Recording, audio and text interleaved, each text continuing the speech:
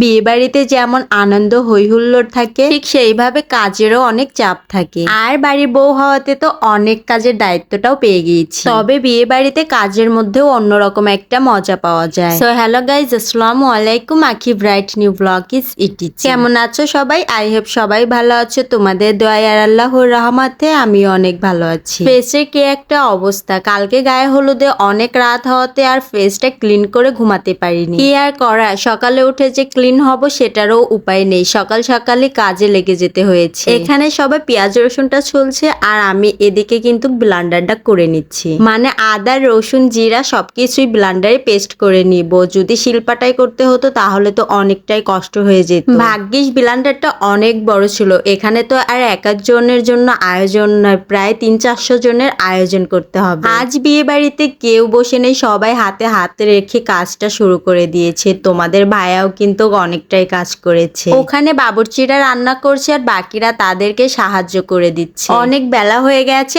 এখনো মাংসটা ধোয়া হয়নি। তোমাদের ভাইয়া এখানে মাংসটা ধুইতে এসেছে, আমি তোমাদের ভাইয়াকে ডাকতে এসেছি খাওয়ার জন্য। এতগুলো মাংসটা একার পক্ষে ধোয়া তো আর সম্ভব না, তাই আমার দেবরও তার সাথে কাজে হেল্প করছে, মানে দুজনে মিলেই ধুয়ে নিচ্ছে। আমার দেবর মানে যে ননদের বিয়ে তার আপন ভাই। আমার তো আর আপন ননদ দেবর নেই, তাই ওদেরকেই আমি নিজের আপন ননদ দেবরই ভাবি। এই তো বিয়ে বাড়িতে মেয়েদের আসল যে কাজ, সেই কাজটা আমি শুরু করে দিয়েছি, যদিও এটা শালিকাদের কাজ, আমিই করে নিচ্ছি। আজকে ননদ জামাইয়ের জন্য তো আমি শালিকা সেজে গিয়েছি, কারণ গেটে সবকিছুতে আমি দায়িত্বটা পেয়েছি। বাকি ননদরা থাকবে অবশ্য, ওরা ছোট তো ওইরকম বুঝবে না সবকিছু, তাই আমি ওদেরকে হেল্প করে দিব। সাগরানা বানানো থেকে শুরু করে খাওয়ানো, গেটে দাঁড়ানো, ননদকে গোসল করিয়ে সাজিয়ে গুছিয়ে আবার দুধ পান্তা খাইয়ে গাড়িতে তুলে দেওয়া পর্যন্ত আমিই ছিলাম।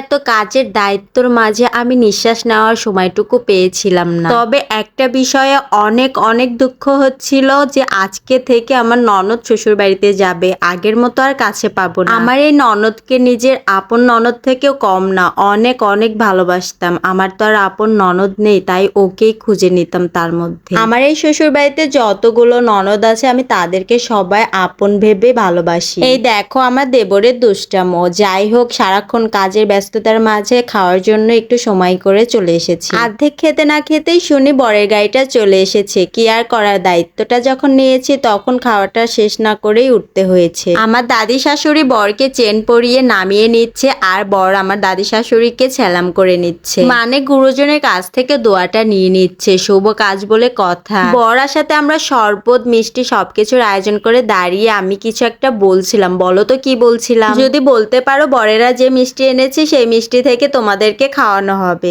গেটে আর কি বলবো, কি করব, কিছুই বলিনি কিছুই করিনি, কারণ সবকিছু আগে থেকে মেটানো ছিল। টাকা পয়সার বিষয় নাকি আগে থেকে সবকিছু মিটিয়ে রেখেছিল, শুধু গেটে না, সাগরানাতে দুধ পান্তায় সবকিছু মিটিয়ে রেখেছে। তাই তো সাগরানাতে বেশি কিছু বানানো হয়নি, বেশি কিছু বানিয়ে লাভ কি বলো? এই তো গেটের শরবত বরের দুলাভাই আগে খেয়ে দেখছে যে ঠিকঠাক আছে কিনা, তারপর বরকে খাইয়ে দিচ্ছে। যতই মিটানো থাকুক, তার মধ্যেও আমরা একটু দুষ্টামো করেই নিয়েছি। গেটের কাজ শেষ করে সাগরানা খাওয়ানো আর কনেকে সাজানোর এতই ব্যস্ত ছিলাম যে আর ভিডিও করার সময়টাই পাইনি, মানে একবার কনের কাছে একবার বরের কাছে এভাবেই দৌড়াতে থাকতে হয়েছে। বিয়ের সব রীতিনীতি শেষ করে লাস্ট একটা নিয়ম আছে, আয়নাতে বর কনেকে দেখিয়ে বরকে জিজ্ঞাসা করা হয়েছে তুমি কি দেখতে পাচ্ছ? সে তো বলছে চাঁদ।